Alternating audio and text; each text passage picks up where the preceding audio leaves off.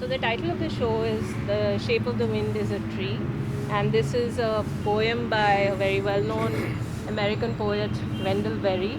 Um, and of course, it's a poem called Elegy, from which we've excerpted a line, and it's actually given a very beautiful shape to the exhibition.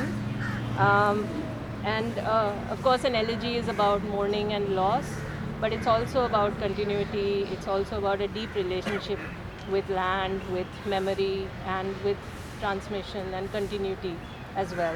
And that's what Wendell Berry talks about in this poem, which we thought was quite summarizes very nicely what this exhibition and what the fellows have been doing from across the Himalayan region.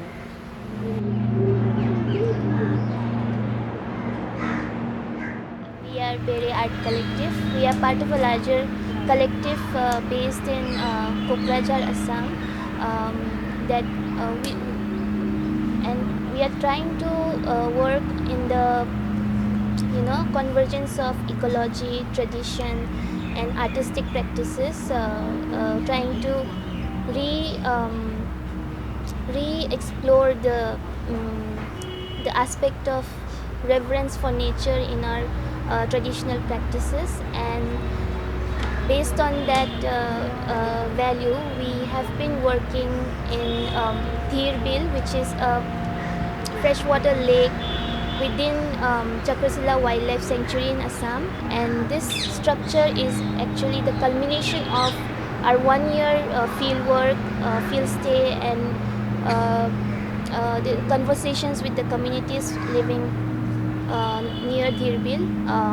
So it's a place. It's a house of impressions of their memory of the space that is Dhirbil and the Chakrasila Hill, which is adjacent to the lake. Mainly जो structure के बारे में हम लोग बात कर रहे थे, वो जैसे कि इसमें ये जो पूरा जो मूरा जो हम लोग का टाइटल है, जो हाउस ऑफ इम्प्रेशन, जो एक ये स्ट्रक्चर कम्प्लीटली वो जो ट्रेडिशनली जो बनता आ रहा है वो नहीं है. इसमें जो मड हो गया, जो नेचुरल एक मटेरियल से हम लोग वो घर बनाते हैं, तो उसमें हम लोग एक मटेरियल हम लोग जो यूज़ किए वो है नेट, जो फेंस है सिंथेटिक. तो वो एक जो हम लोग इंटरवेंशन जो न्यू मटेरियल जैसे कि इंडस्ट्रियल जो मटेरियल वहाँ पे उस जगह पे दिखने को मिलता है, वो एक लैंडस्केप का जो एक चेंजिंग जो हो रहा है उसको हम रिफ्लेक्ट किया है यहाँ पे. और उसके बाद हमने एक ड्रामा हम लोग एक लोकल प्रोग्राम पे किए थे, जो कि जादव पायंग के ऊपर, जो चिल्ड्रन लोगों के साथ. और मेनली मुझे ये अच्छा लगा कि मतलब लोकल प्रोग्राम में बच्चे लोग पूरा जोश में मतलब पूरा वो कर रहा था. मतलब बहुत बच्चे लोग को भी बहुत अच्छा लग रहा था. वो बच्चे लोग भी बहुत अच्छा लग रहा था कि वो हम लोग सीखने मिल रहा है ऐसा. ओके. तो ये जो पोइट्री है, तो ये एक बावकुंग्री नाम पे लिखा हुआ है. बावकुंग्री मतलब बाव मतलब सेक्रीफाइस और कुंग्री मतलब प्रिंसेस. ऑनलाइनी रसी आंगनबो हलां, ये भी बहुत इम्पोर्टेंट शब्द है कि मतलब ऑनलाइन मतलब प्यार का जो रस है उसको मतलब मुझे भी देखी जाना. और खुशी सोका उन्नानै आंबो हरफागोन. खुशी मीन्स गुड, हैप्पी. तो सोका मीन्स एक मेडिसिन है, वो जो बोरो कम्युनिटीज़ लोग ज़्यादातर ट्राइब लोग यूज़ करता है कि वो मेडिसिन मतलब हर्ब से जो जंगल में मिलता है उस हर्ब से बनाता है. जब खांसी होता है, जब बुखार होता है, उसको खाता है. तो it's a very important part. तो उसने बोला है कि मतलब खुशी नहीं सोका जो हैप्पीनेस का जो वो दवाई है. अगर आप मुझे प्यार दोगे तो मैं भी उस दवाई को आपके लिए आपके साथ उसको दे के भेजेगा, ऐसा बोला. तो बहुत इम्पोर्टेंट है कि मतलब ये चीज़ मतलब इकोलॉजी बहुत इम्पोर्टेंट, ताकि हम सुकून से जी सके, सुकून से सांस ले सकें. So our project is Project Tension. and this is something that we've been working on since 2017, very much theoretically in the beginning, very much research, ethnography. But this year, when we got the fellowship, we ventured into the whole artistic rendering of the work that we were doing. And here it is. We have 3 pieces in this art installation. What we have in the projection on the wall is what we call obscured vision.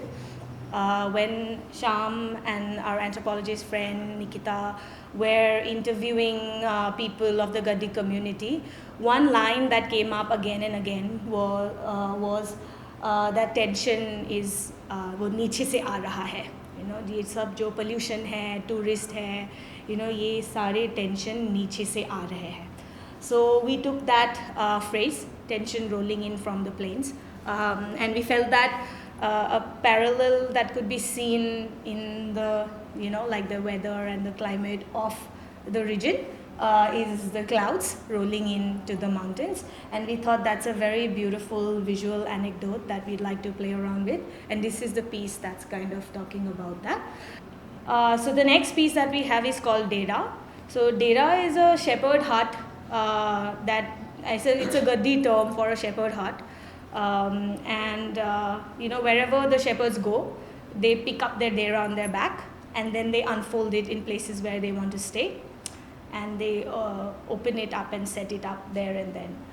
So we felt dera is a beautiful place for comfort, for shelter, and for reflection, which is why we thought we'd use it to get more close into what the kind of distress that the community is facing, which Shamu can probably describe better. हम लोग पूरा साल भेड़ बकरी के साथ घूमते हैं. जब विंटर होता है तो पहाड़ों में ऊपर बर्फ़ पड़ जाती है, तो गद्दी लोग नीचे प्लेन्स की तरफ आते हैं भेड़ बकरी चराने के लिए. तो ये तो जाहिर सी बात है कि जब ट्रैवल करेंगे तो खाना खाना पड़ेगा, रहना भी पड़ेगा. तो इसके लिए जिस तरह से उनका सेटअप रहता है वो यहाँ पे थोड़ा सा कोशिश की है बनाने की. So you can actually lie down on the dera, listen to those voices more intimately.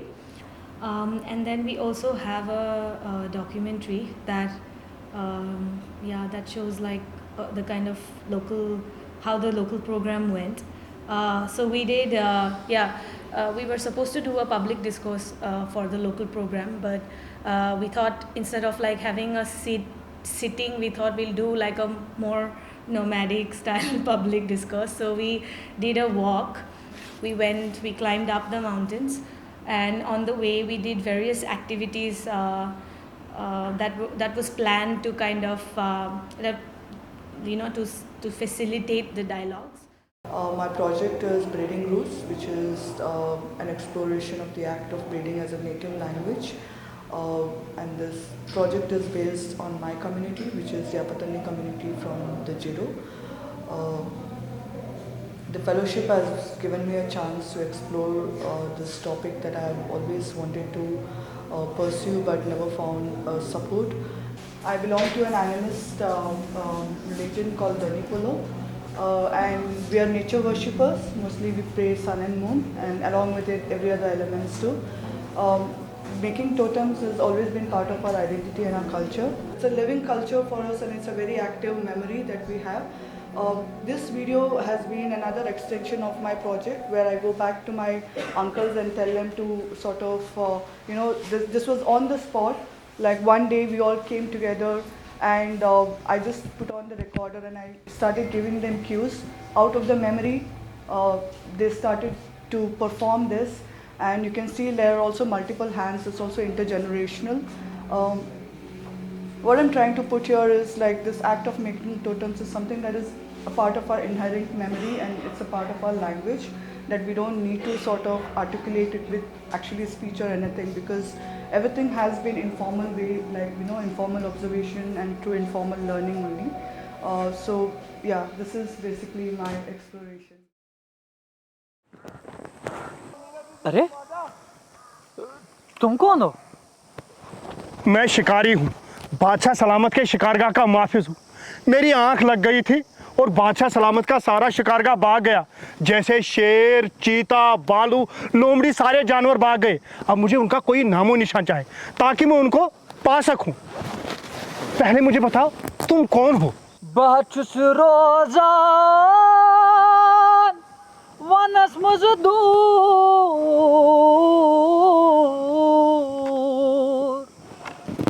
बचुस बचगूर, बचूस बचगूर, हे बहचुस रोजा वनस मजदूर, बचुस बचगूर, बचुस गुपनगूर, हे बहचुस रोजा वनस मजदूर, बचुस बचगूर, बचुस बचगूर।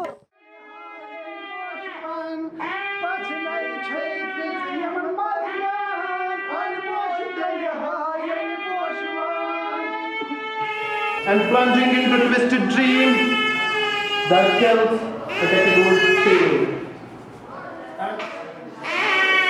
Exile, exile, exile, exile, exile, exile.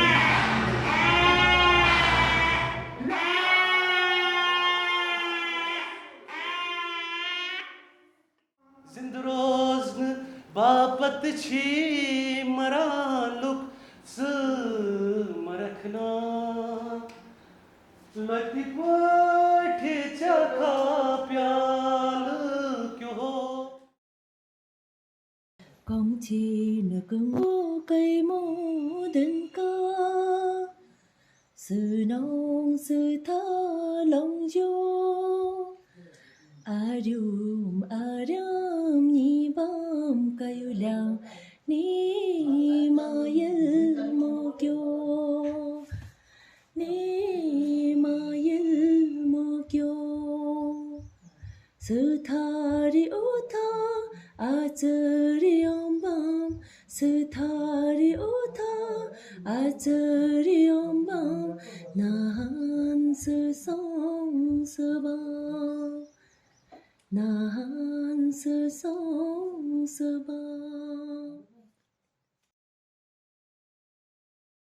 Just the time when we started the grant, the big cloudburst happened in Sikkim and the dam broke, and the Zongo Valley was very much devastated. So it was just, at that moment, just when we were going to start the project, he couldn't come to meet us all, and he went on that journey. So the project changed as well, but he was also thinking around that relationship and to the river, to the landscape, and how the Lepcha community looks at it. Documenting the movement, documenting the sacrality of that landscape, and how. So he was trying to think, and also thinking about the image of the disaster and how one might photograph that. So very quiet, beautiful images that are spread over this entire expanse of that year, and these different ways of looking at the landscape that you see in this body of work.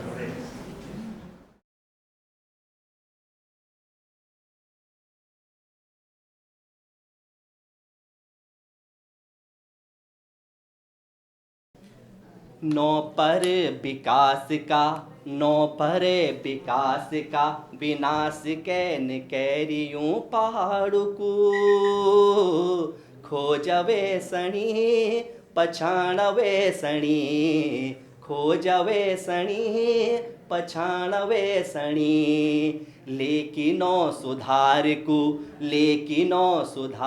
को बिगाड़ के निकैरियों पहाड़ को खोजवे सणी पछाणवे सणी। नरेंद्र सिंह नेगी जी एक लोक गायक वहाँ के हैं और उन्होंने लिखा है, तो ये सबसे अच्छी उसमें एक कविता है और इसमें जो है सवाल पूछे गए हैं लोगों से ही कि खोजा वे सणी पछाणा वे सणी, माना कि उसको खोजिए और पहचानिए कौन इसे मतलब ख़राब कर रहा है, कौन ये जो धरती है उसको ख़राब कर रहा है बगैर किसी का नाम लिए हुए और बगैर किसी एक को इशारा किए हुए। वो एक सवाल जो पूछे गए हैं, मैं लोक गायक भी हूँ और हम जब रेडियो में बात करते हैं तो गीत के द्वारा हमारा एक सीधी बात प्रोग्राम होता है और उसके द्वारा लोग जुड़ते हैं। हर डेली ये प्रोग्राम चलता है, 9 घंटे ऑन एयर हम डेली होते हैं, तो उसमें वही अपने समुदाय की बातें, पर्यावरण की चिंताएं, हमारी आसपास की जो बातें हैं I like playing with technology, making technology into a form that is touchable and moldable and therefore questionable. So my older work has been around more serious stuff like communication networks, but because I like photography, this is a playful take at that. So I just wanted to, I live in Dharamshala, and this whole idea of insider, outsider, who gets to meet who, and I just wanted to do a basic show and tell. Look what I made, and why don't you play with it, kind of thing. And because I like photography, this was the most natural way for me to do so. And there's whole question of whose photo is it anyway, who controls these archives, the archives are made. So it felt like a very fun way to go in these public spaces and engage with this idea of whose agency is it, and whose photo is it, and whose archives are we creating, and who control these archives.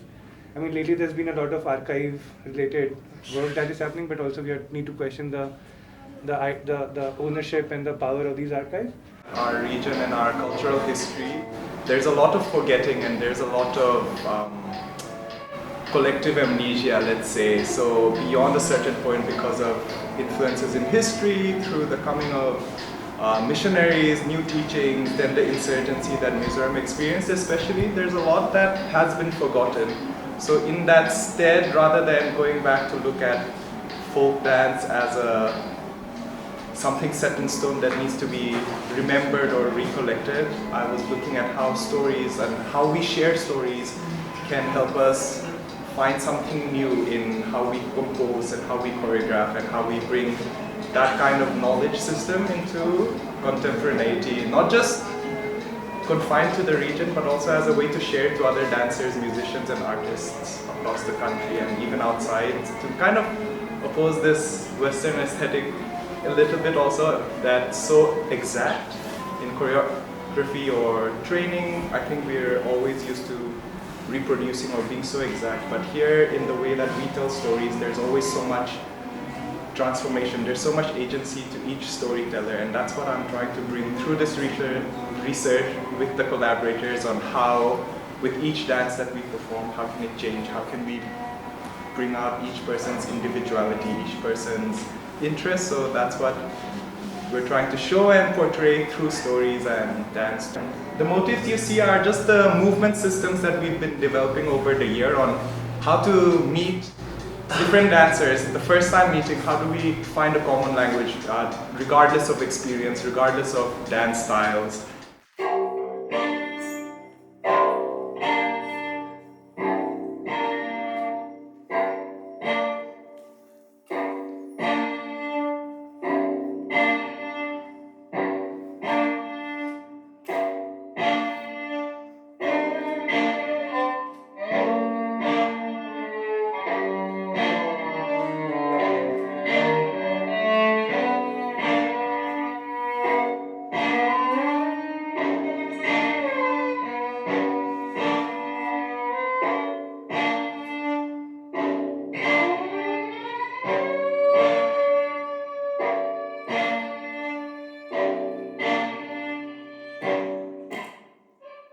For many years, I've been working on this project, traveling across Northeast, studying, collecting plants, and working in a creative environment of not just as alone, but with other practitioners, listening to them, and the way they do things also gave me a sense of direction, you know. It was wonderful.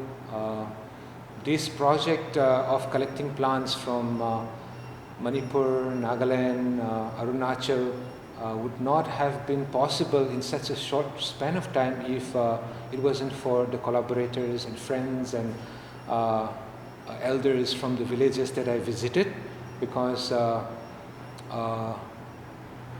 we stopped practicing tattooing more than 70 years ago, in some places 80 years ago. So even to identify, to find somebody who have this knowledge and who can identify the plants in itself is a big task.